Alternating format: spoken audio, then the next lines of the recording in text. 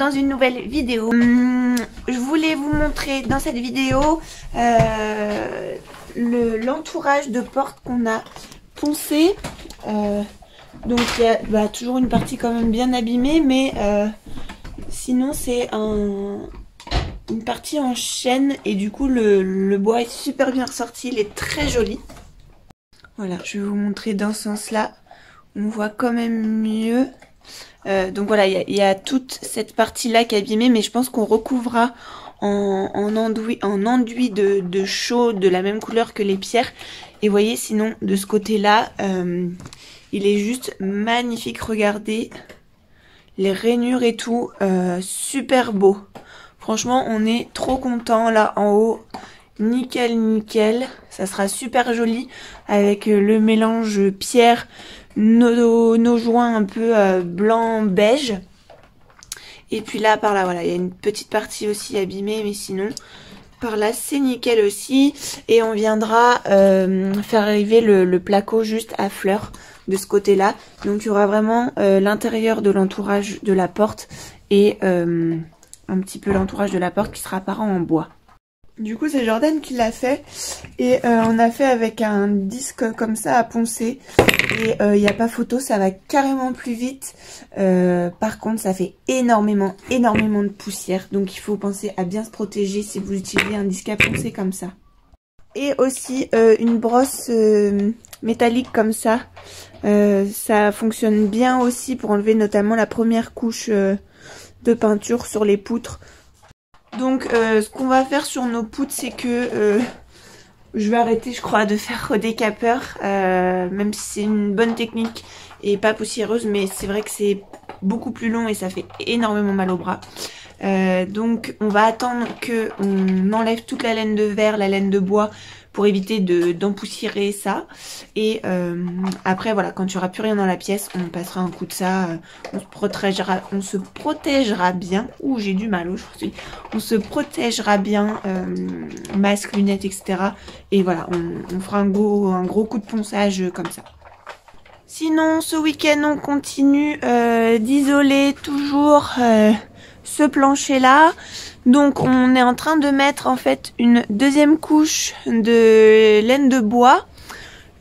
On la met dans l'autre sens en fait. Les autres on les avait mis dans ce sens-là, comme ici. Tac, on avait mis dans ce sens.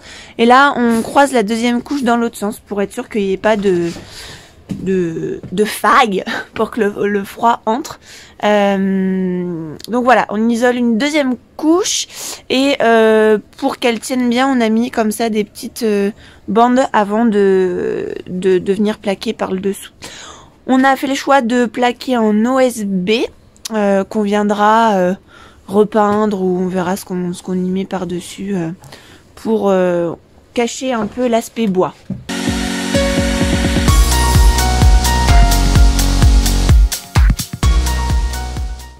Donc j'ai mis le petit chauffage soufflant pour avoir bien chaud et du coup dans cette pièce ça va, il fait pas trop froid.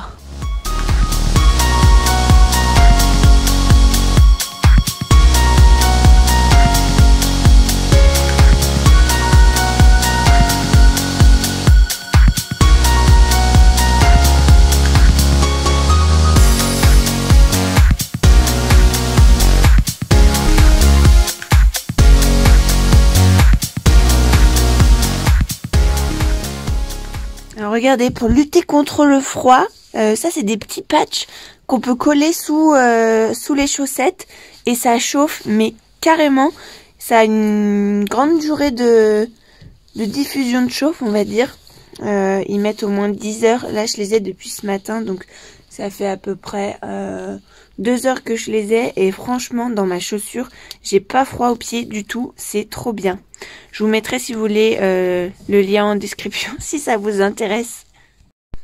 Donc pour aujourd'hui, on continue comme le week-end dernier. On en a un petit peu marre, on a l'impression de pas du tout avancer en plus.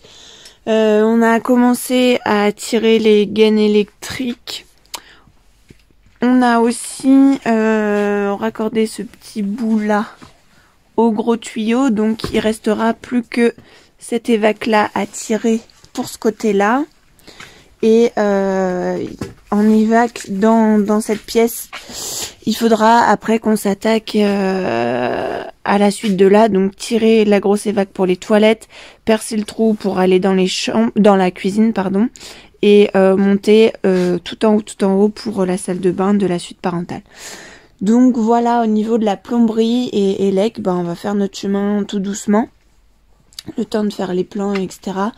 Il y a beaucoup de choses à penser en même temps et du coup c'est compliqué. Voilà, c'est la première fois qu'on fait ça, donc il y a des choses on s'est dit mince, on aurait dû penser à ça avant, on est bloqué pour faire passer, etc. Mais voilà, c'est la première fois qu'on fait et au moins on saura que pour là-haut, il faut qu'on pense bien à tout avant de commencer quoi que ce soit. Du coup, je sais pas si vous vous souvenez, on avait nous mis ces grosses poutres pour essayer de redresser un max le plancher du dessus. Du coup, elles sont pas forcément toutes à la même taille. Donc on a mis le laser pour tracer le plafond fini. On va remettre de l'OSB pour fermer. On a décidé de mettre de l'OSB parce que ça nous évite d'acheter des rails et du placo qui coûtent très cher. Et puisqu'on a plein de bois à faire passer, voilà, au moins avec de l'OSB vissé dans les tasseaux, on sera plus tranquille et ça nous revient à moins cher. Alors certes, du coup on s'embête à caler encore avec du bois, mais c'est ce qu'on a, donc voilà.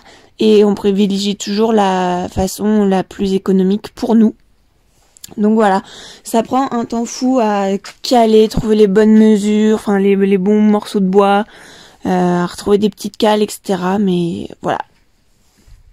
Du coup, on arrête ici pour ce vlog de ce week-end qui, je l'accorde, n'est sûrement pas le plus intéressant que vous avez pu voir.